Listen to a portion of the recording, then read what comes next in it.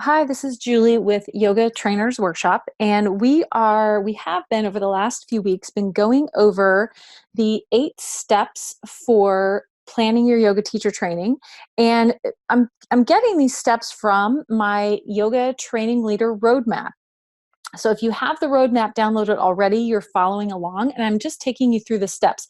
I actually have a full course on this with worksheets and walk you through all of these things in greater detail. I have a planner published on Amazon, so you can get some of those resources to help you as you plan. The planner on Amazon also has the worksheets, some of the content from these live streams. And so you can also get the content there as well. So Yoga Training Leader Roadmap, that's where I'm pulling my steps from. The first week that we started these in early August, we went through steps 1 and 2, finding your training's voice and scheduling. And then last week we went through more points on the structure of your yoga teacher training regarding daily agendas and how things are going to be laid out. We also talked about materials that you'll use and reference, whether that's a formal manual and workbook or if that's referring to specific passages of books that you've used or read in the past.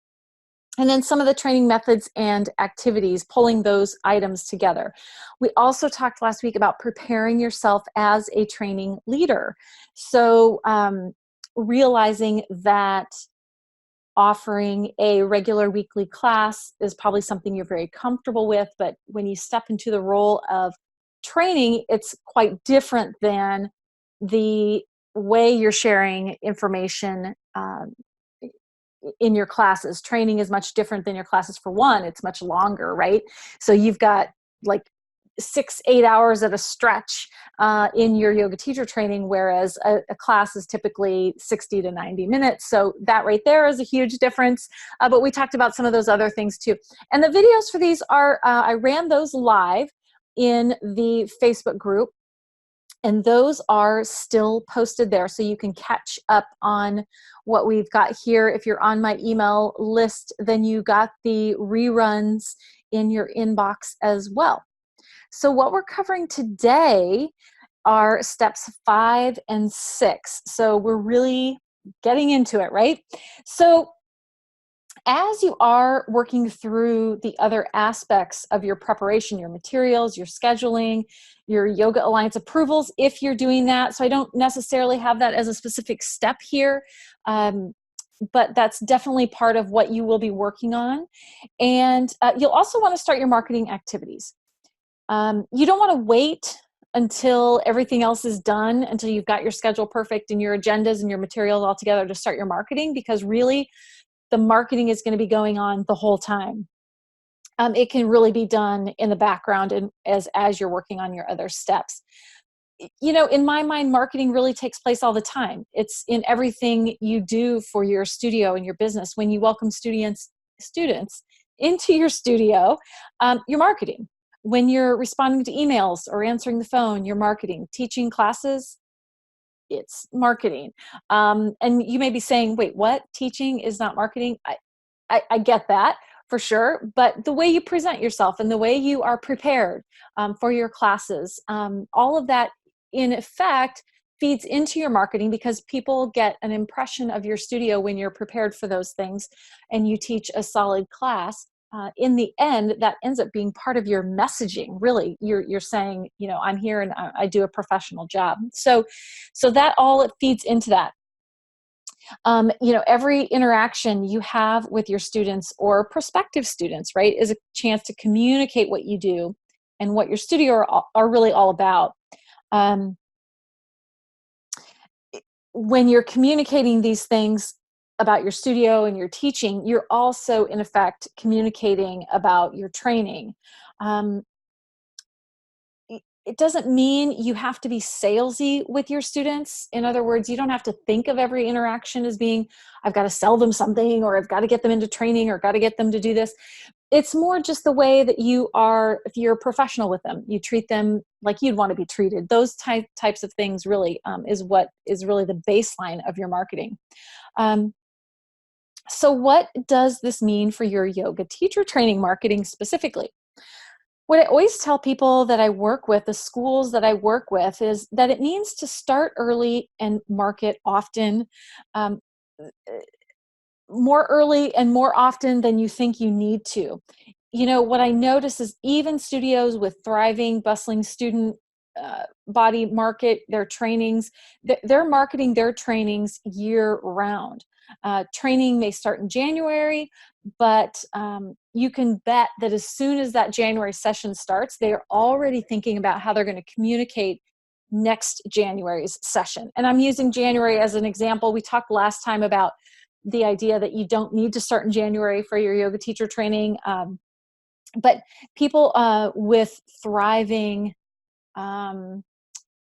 programs are marketing year round, and they're doing those things that I'm talking about before. When they answer the phone, when they have any interaction, is a chance to really build their reputation. So this I have figured out, this timing, this marketing often, marketing starting early, I have figured out through much trial and error, and I like to say mostly error. I never, when I first started my training, I never really thought I'd need to market until about 4 months out, and that was totally wrong. While most of my focused activity starts about 6 months out now, I'm always thinking about training as I post and write year round. Prior to that 6 months out from training, I have an idea of what month my next training will start. I start planning posts and articles to reference well before I start talking about the next session specifically. So I'm thinking about my marketing, even if I'm not talking about yoga teacher training. I'm educating people. I'm letting students get to know me. I'm looking for ways to share the benefits of yoga with them and throw in things about teaching that I enjoy. If someone is thinking about starting a career or a part-time job as a yoga teacher, I want to share with them over the course of my just communicating the things that I like. It makes me feel less quote unquote salesy. And I think it gives a more relaxed tone to what I'm talking about in general. So that's, I'm always thinking about it well in advance of the 6 months out. However, I do typically start about 6 months out with real focused marketing. And we're going to go through each of the months, the 6 months that I market and sort of what I do in each month. It may seem like too much. Why do I need Google AdWords when my students already know who I am? One of the most surprising things I learned when I started offering yoga teacher training was the fact that many students in my sessions, sometimes up to 75% of them, are trainees who never practiced at the studio where the training is being held. So I want to repeat that. I've had sessions where up to 75% of the trainees, the teacher trainees, were people who never practiced at that studio. It sounded really odd to me until I started asking them, why not train where you practice? And the answers were honestly just as interesting and in some cases surprising. For some trainees, the timing of the teacher training at their home studio did not accommodate their work or family schedules. So maybe they worked full time, but the yoga teacher training at their studio was during the days, or it didn't match up with what they could do. Maybe they loved the teacher that they went to, but the teacher who was the trainer was not someone they connected with. Sometimes for others, the price was too high. They just said, you know what, this felt like a better value. It was just too much money at the other place. And the list goes on and on, really. My point is that many trainees may not be current students at your studio. And so you have to think much broader when you're marketing. Many of my trainees over the years have found my program through a Google search. They'll type in the name of the city, and yoga teacher training, and mine is one that comes up because I do Google ads. They liked what they read on my site. They, maybe they'd reach out, we'd start a conversation, we connected, and they determined that was, it was a good match for them. Sometimes it's simply that my training was offered at an ideal time of year for them, which also sounds crazy. But if you connect with somebody, and they want to start in April and yours starts in April, they're more likely to make it work for them. So there are a million reasons why you need to market outside your studio and not limit yourself to just those folks who already know about you. And it's another reason why the marketing is kind of in everything you do. So I'm going to go through a few of my month by month schedules here. I don't have them on the roadmap. I do have them in my course and in the planner. All of these steps are laid out in writing, but you can certainly follow along and make notes here as well. So let's see. So my typical schedule, 6 months before training starts, of course, I'm announcing specific dates, pricing. I start announcing it in newsletter, on social sites, everywhere where you post information for your students. When you have your dates and you've gone through your steps 2 and 3, and you know your dates, you might have some of your guest teachers sort of nailed down for a certain weekend, then you're going to start posting those things. And put up posters at your studio, have note cards or postcards where students can take that information with them and go search it up on your website. Announce that you've got those classes. When you announce, it's also important that you have a page on your website set up so that they can get all the details, and importantly, that they can register or make their deposit. So before you announce dates, you want to make sure all of that is in place on your website. Once you've made your announcements, you've put out the dates, write a blog post about your training, describing sort of what your topic emphasis is or other specifics that make your training unique. Back in step number 1, we talked about finding your training's voice. And I talked about how setting that up right out of the gate, very first thing you do, is going to help you later on. And this is where that's going to help you, is in your marketing. So of course it helps in steps 2 and 3 and all of the steps, but in your marketing for sure, write a blog post describing those things now that you know what your uniqueness is and what your focus is going to be. Make sure 6 months out you have your paperwork, anything with Yoga Alliance that might be outstanding. If you've already got a school, you want to make sure it's up to date. If you're still going through the school application process, make sure you get on that, and that you've worked through everything with Yoga Alliance. Of course, if you need help with that, reach out. I do that. I help people with their syllabus, their materials, getting them through the approval process with Yoga Alliance. So reach out if you have questions or need help with that. Steps 2 and 3, contacting your guest teachers, making sure they're on the schedule, your training staff. This is the time also to start advertising on Google Adwords. Facebook ads work well as too. All of those are, they're really like anything else, or trial and error. If you're already using those outlets for advertising for your yoga studio, then it may be easier for you to step into that. But Google AdWords and Facebook ads, it does require some sort of trial and error and research and figuring out keywords and all of those things. So you may need some help with those. What I tell people is 6 months out, your budget can still be smaller. It doesn't need to be a huge budget at 6 months out. What you're trying to do is spread the word, right? Just awareness and getting people, you're going to start feeling like you're talking about it all the time, and that's what you want. Because anytime you have an ad or a post or all of these announcements that you're making everywhere, most people only see a fraction of those, a fraction of the time. So while you feel inundated, like you're talking about it too much, they're only seeing it maybe once or twice. So you just want to make sure you're everywhere, and start those Google AdWords with a small budget, kind of do some trial and error there with your small budget, and then you'll ramp this up over as time goes. If you plan to have an early bird special, post that as well. So an early bird special is not required. I've offered them and I've not offered them. The best results I've had, honestly, with early bird specials is when I am starting in January. I don't want people to forget about signing up, mainly because the holidays are so close, right? So I don't want people to forget about that. So my early bird special may end in early December, um, just so I'm getting in people's heads before the holiday rush truly starts. At the very least, that posting that early date will encourage people to think about training early. Even if they don't end up taking advantage of the early bird special or signing up early, at least get some thinking about it. So you've started that with your about 6 months out.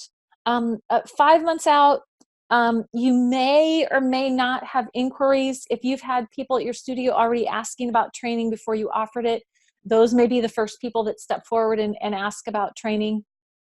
They want more details. Perhaps some of the Google ads, or someone saw a blog post or your newsletter, that kind of thing. You may start to get inquiries, maybe not. I tell people not to panic if they don't have inquiries at this point, because it really, they may or may not be inquiring at this point yet. Especially if your program is new, that it takes people a little bit of time to realize that it's going on. Once your program is kind of underway and you start offering sessions on a regular basis, maybe you offer every April, you start a yoga teacher training. As you start to do that, then people will know, okay, this is coming up in April. I missed it last year. I want to do it this year, that kind of thing. So that comes into play in years forward. Keep posting new information or graphics about your yoga teacher training. Graphics meaning Facebook or Instagram posts that talk about, key benefits of your training, or that kind of thing. Just keep posting. It's said that we need to see something at least 7 times before we act on it. So your job is to give people plenty of opportunity to see it and act on it, right? So as I said, you'll feel like you're talking about it till you're blue in the face, but really people aren't seeing it as much as you're talking about it. And then 5 months out, you're firming up your contacts for guest teachers, your staff. You're helping them prepare themselves as well for training. And then 4 months out, if you started with a small online budget with the Google AdWords, you might want to increase this a little bit. And it all depends on your budget. If you can increase it a lot, that's great. But if you can increase a little, that works too. Any increase will help spread the word just that much more. I start to also adjust my Google AdWords keywords. I'll look at performance. I'll see who's clicking on it, how many visits, keywords generated to my site, and I will make sure those are highlighted. And I play with my AdWords a bit at this time. Let's see. And keep posting on your social channels. Keep announcing it in your newsletter. Keep writing blog posts. If you're writing one a month, that's great. Of course, more is always better, but you're not just saying, hey, this is coming, this is coming. You're saying different things about, here's what we do at training. I plan to have this guest teacher. We're going to cover this topic in depth.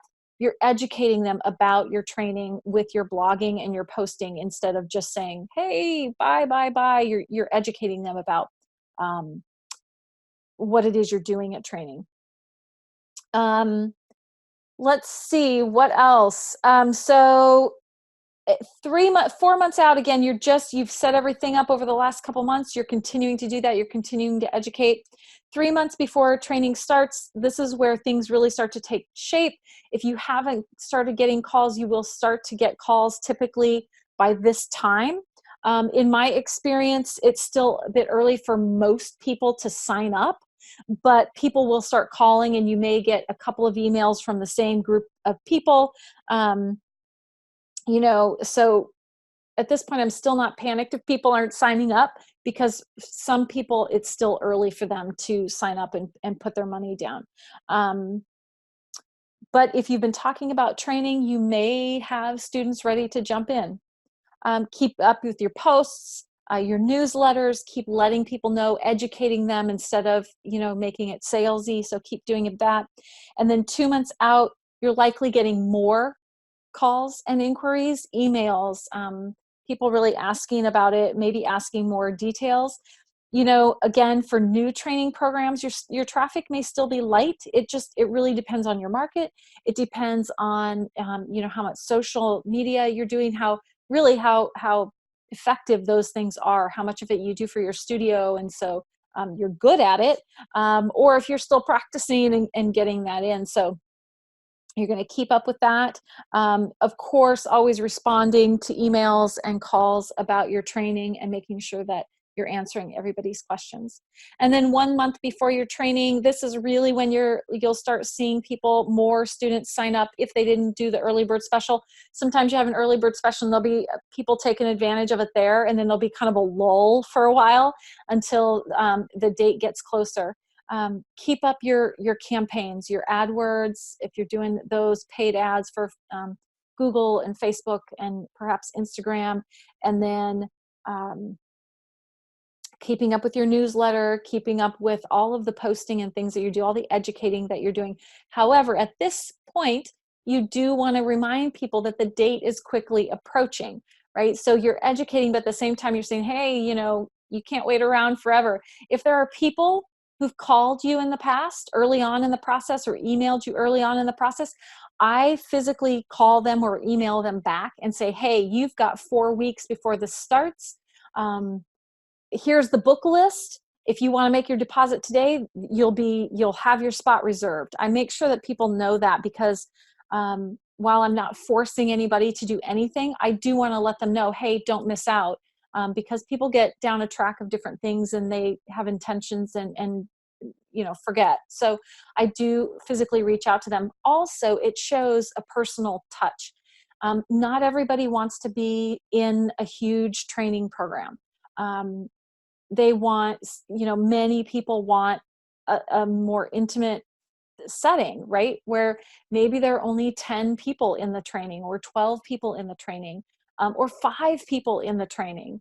So when I reach out to people, it really shows that, hey, look, the trainer, I'm going to give you, attention. You're not a number to me. And so that means a lot to people. And sometimes if they're trying to decide between programs, it means even more, right? So do that.